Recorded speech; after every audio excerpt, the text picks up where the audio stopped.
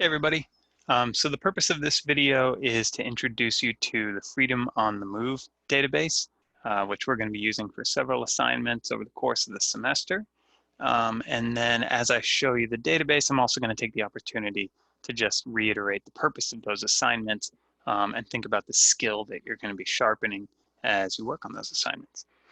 So as you can see on the syllabus, there are two types of assignments that are going to relate to the Freedom on the Move database. The first of these is the advertisement analysis. You're going to complete 3 of these analyses during weeks, 1 during week 2, 1 during week 3, and 1 during week 4. This is all laid out on page 5 of the syllabus, by the way. And the goal for that assignment is for you to practice those primary source reading skills that are so important to practicing history, right, to doing history, but also to just thinking critically about information that you encounter, right? I think this is the thing that historians do best. And so this assignment is basically intended to help you train to do that better and better. For those advertisement analyses, you're going to find 3 advertisements each week on the database. And I'm going to show you how to do that in just a second here. And then you're going to apply the skills that you read about in that short piece you're looking at this week called How to Read a Primary Source. And just remember that acronym: paper, purpose, argument or strategy, presuppositions or values, epistemology, and then relation to other text. And as the article, as you'll see in the article, each of these has an important explanation for understanding the author of a text, the meaning of a text, and the historical context that it can tell us about. I'm not going to go into much greater detail about that right now because you're going to do this primary source sort of practice analysis assignment this week based on what we read in Major Problems in African American History. So you'll get plenty of that this week. And I'm going to be giving you lots of feedback throughout the semester. So don't worry if you feel a little bit over your head here. You're going to be just fine. You're going to figure this out. And just remember, this is something that I'm going to clarify on Moodle. Could have been a little clearer probably on the syllabus. The advertisements that you choose each week are going to correspond with roughly the chronological period that we're talking about in the lecture and in the primary source readings from Major Problems. So for week 2, the sources are going to come from between 1700 and 1775, which is a very long period preceding the American Revolution. The following week, the sources will come from between 1790 and 1815, which is the so-called early national period, a sort of strange moment just after the creation of the United States, but before the very intensive Western migration that opens up the Cotton Empire in the Mississippi River Valley. And then in that final week, in week 4, the sources will come from between 1830 and 1865, the so-called antebellum period, right? The period of American slavery that is probably most commonly thought about when we think about African American slavery. This is cotton slavery largely, although it's much more diverse than that. And this is once Southern slaveholders become this very dominant force in American politics who no longer see slavery as a necessary evil, but instead think of it as a necessary good, right? So there's a transformation in slavery there in all of these periods. So the reason we're doing it that way is, for one, you're going to be reading analyses that correspond to other stuff you're learning about, but also to get you thinking about how slavery changes across time and across space. It's not just one single thing. So that's the first assignment or group of assignments that you're going to do with this database. The second is a final paper, a little bit more straightforward, just based on what you've learned by reading the advertisements. You're going to craft your own thesis, right, your own argument, and you'll defend it based on the evidence that you yourself have uncovered through Freedom on the Move. And that's a little bit of a long way off. The first draft of that's due in about 5 weeks, and then the final draft is due in the final week of the class. So for the rest of the video, I just want to do two things. First, I'm going to give you a brief tour of the database itself and show you how to work it. And then I'm going to give you a couple of general suggestions for how to read advertisements for escaped enslaved people. These are very common sources. There's thousands and thousands of them. It's almost impossible to read a newspaper from early America that doesn't include one of these advertisements. But it can be hard to extract knowledge from them unless you've mastered those skills about how to read a primary source, right? The paper skills. So we'll talk a little bit about that. Okay, so let's take a look at the database for a second here. And I'm just gonna switch my screen share to the database. Here we go. Okay, and I'll make this bigger. All right, so this is the landing page, and there's a link to this on Moodle, but it's very easy to find. You could Google Freedom on the Move or just freedomonthemove.org. This is a project of a number of different universities. The prominent sponsors, Cornell University, the University of Kentucky, a couple of others. There's a lot going on here. The only thing that you need to worry about is access the database, this main white button right here. So click on that to get yourself going. Again, a lot going on here. Feel free to browse around if you want to be a history teacher, if that's what you're interested in doing and why one of the reasons you're taking this class. There's a ton of good resources on here. I'm sure you could develop a project for another class out of this database, like a curriculum design thing. This is also just a super interesting site with lots of stuff that you can learn about slavery that you may not have known before, and you can get kind of lost in some of the sources on here. I suggest playing around with it. That's the best way to get used to using it. I'm just going to show you a few basic things that'll help you do your assignments more efficiently. So just go to search here on the welcome page, and what you'll see is it's pulling sort of randomly the sources that you see on the first page here. And there's too much on here. There's almost 30,000 advertisements. There's too much for you to just kind of click through and find something interesting. You really do have to use the search functions. Unfortunately, they're not super intuitive, but there's a few tricks that will make it much easier. What you'll see here is there are a few options for filtering your search: advertisement, runaway, enslaver, and runaway event. The two middle options are really only helpful if you're trying to find a source you've already looked at. Okay, it's very unlikely that you're going to know the name of an enslaver or a runaway from a random year in the 18th century and look them up. Although if you do, that's awesome and you should do it.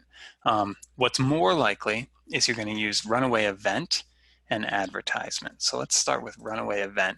And that's just a way of narrowing down the date, right? So if the first paper, the one that's due in week 2 next week, is supposed to be from 1700 to 1775, well, a good place to start would be just saying January 1st, 01, 1775 to, let's say, December 31st, 1775. And I just realized that I said 1775, I meant 1700. Okay, and hopefully that will take, there we go. Okay. To get back, you just hit this little black triangle. There's nothing to click here, which is a little unusual. It seems like there should be a button to apply that search here, but there's not. So don't get nervous when you don't see it. You hit that black triangle. And then you can go to advertisement. And this is a way to search by location, which you don't necessarily have to do. But if you want to, you could look up by state. Let's say Massachusetts, right? Northern state, New England state, eventually becomes the beacon of abolitionism, but was a state with slavery, a society with slaves, up through the American Revolution. So same thing, hit the black triangle. You can also put more detail in. You can look for a specific town if you're interested in it, or a specific county, etc. All sorts of things that you can add in here. Hit the black triangle, and then you hit apply filters right here. Okay, and that's going to give me 32 advertisements. Most of them are from Boston or surrounding towns. And that's a great place to start. Okay, I really strongly suggest just playing around with this. Look at different cities, look at different counties and states, look at different periods, get a sense for how the database works in different periods. And you'll start to find some really interesting sources. You don't need to analyze the first 3 sources you find. Okay, you can search around and look for things that stand out to you. Look for things that seem interesting or that you can't quite explain. That's the kind of stuff you want to try analyzing. That's the stuff that I'm going to be looking for you to do. Okay. That's basically how the database works. It's fairly straightforward. Again, it's not super intuitive. It took me a little while to figure it out compared to other historical databases I've used. But once you practice with it, it's fantastic. And there's so much on here. I'm going to switch my screen share back again. Pull back the PowerPoint. All right. And let's talk about how we're going to read these sources. The reason that advertisements like this are valuable is that for the most part, African Americans from the 17th century, the very beginning of American slavery, up through the Civil War and emancipation, left almost no written record of their existence.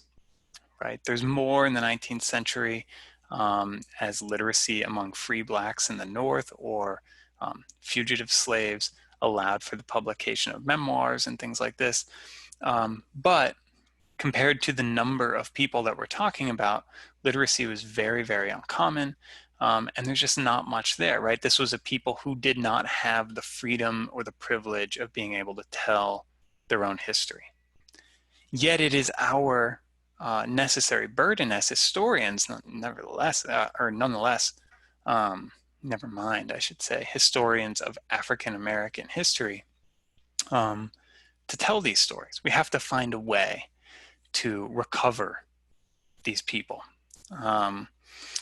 So this is a difficult challenge. How do we do it? Right?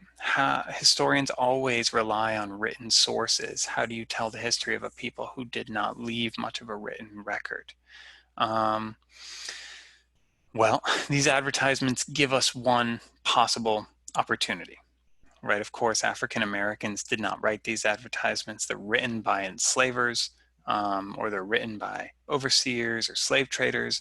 But in escaping, what enslaved people did was force their masters to create a history, right? They forced them to write otherwise marginalized people into the historical record. Okay, and so we find slavery all over the newspapers of early America. And now we just need to read those advertisements creatively for what, to uncover what enslavers didn't necessarily intend for us to know. Okay, and again, to do this, we need to sharpen those skills, those paper skills that we're beginning to work on this week and that you're reading about. Scholars often call this practice reading against the grain. Reading against the grain is something I explain a little bit in the syllabus, but just to reiterate, it means trying to identify what an author has unintentionally revealed in their writing. It forces us to be reasonably speculative about the past. Reasonable because our conclusions are guided by what we're reading, right? They're guided by what's on the page, even if it's very limited. And speculative because we never can truly recapture the world that produced our source, right? There's always going to have to be a little bit of a leap of imagination. We're always going to have to invent a little bit but that invention or that imagination is going to be grounded in the evidence that we have. Okay. I think a good comparison for writing about what you've read in these sources is like in math, when your math teacher tells you to show your work, right? I'm asking you to begin coming to conclusions about slavery and about enslaved people. And then I'm asking you to show the work by saying, where in this very limited source base are you finding evidence of that conclusion? And this is how historians tell the history of people who did not have power in the past, marginalized people.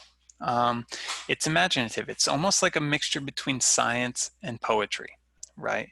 Your analysis in these first 3 assignments, and then later your thesis in that final paper, they're going to be inventions of your own mind. But those inventions, again, are going to be held in check by the sources that you've found, the research that you've done. This is how the historian of slavery, Wendy Warren, has put it. I really love this line. It actually kind of inspired this whole assignment. She writes, "Without imagination, how can we tell the stories of enslaved people? We're not scientists. We can't test our hypotheses. We can't recall our subjects to life and ask them to verify our claims or to provide more information on the topics they failed to discuss. We make our way among flawed sources, over-reliant on written texts," and by that she means the creations of literate, largely white, largely powerful people, hopelessly entangled in our own biases, right? Our own beliefs. Those are always really hard to get past. Doing the best we can with blurry evidence, and slave advertisements, runaway advertisements are very blurry evidence, sometimes forced to speculate. In short, this is kind of like a radical reading of the past. As you analyze these advertisements, you're going to be placing overlooked, marginalized, exploited people back into the history of colonial North America and the United States. And you're going to be, in the process, creating a fuller history of the United States, right? You're going to be creating the history of African America as you do this. And that's a project that historians have been working on for a really long time. And now you're part of that project too.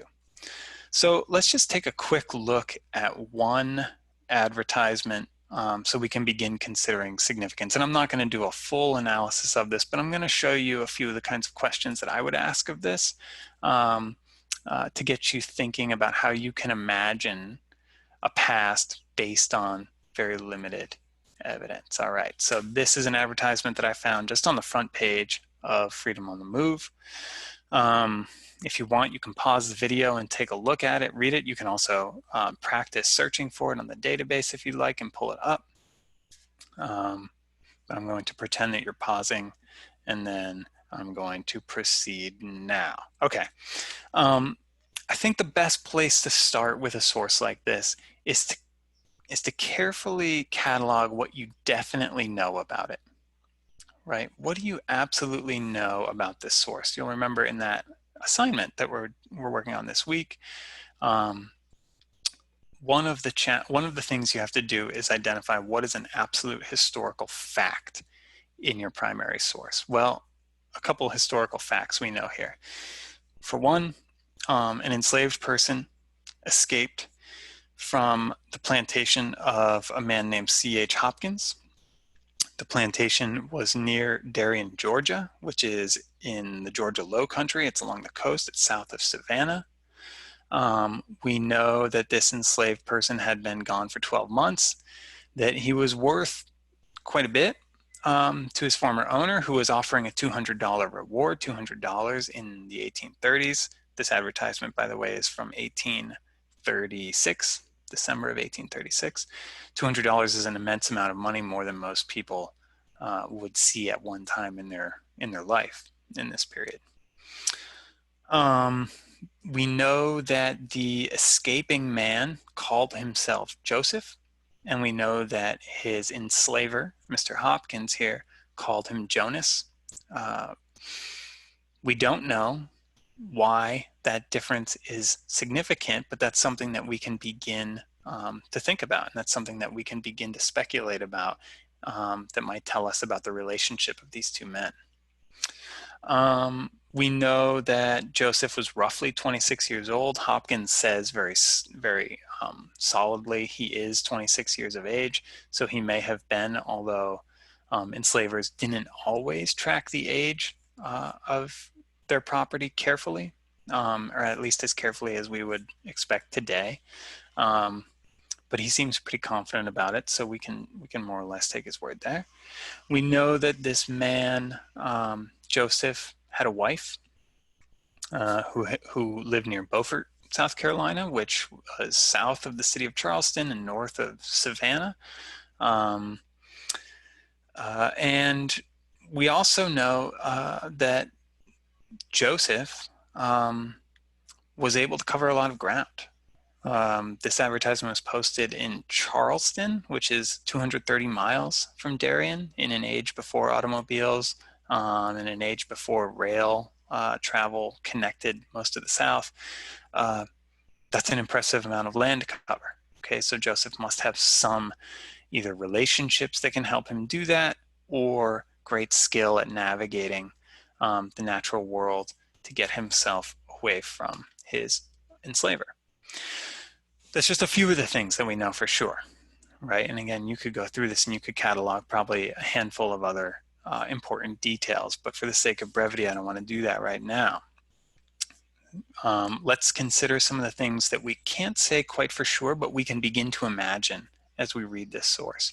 We can begin to imagine about Joseph himself as a person, and we can begin to imagine about slavery in the Georgia, Carolina Low Country in the 1830s. Okay, this source, it's only a couple hundred words, but it has the potential to tell us a great deal about this entire world, right, of the Georgia, Carolina Low Country. At one point, Hopkins writes, he is no doubt harbored. This is an interesting claim, right? He's very confident that someone or some group of people is protecting Joseph. This suggests a lot of things, right? It suggests, for one, that there is some means of communication that Hopkins has, potentially, there's some means of communication that Hopkins has with people in the region who perhaps have seen this man.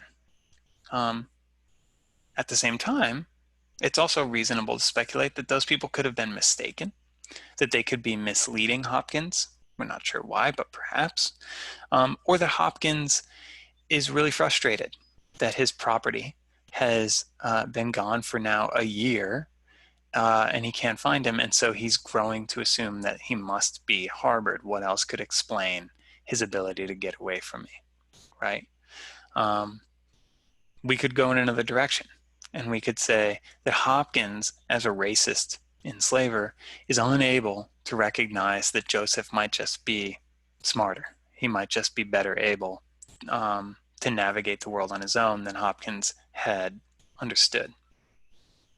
At one point he writes, he supports himself by fishing and living with the Negroes. This could mean a couple of different things, right? For one, it could just simply mean that Hopkins understood about Joseph that he was self-reliant, that he had ways of sustaining himself outside of his enslavement. It could also show us a bias, or it could show us a belief of Hopkins about the proper treatment of enslaved people, right? Which is that any amount of self-reliance was a danger, okay?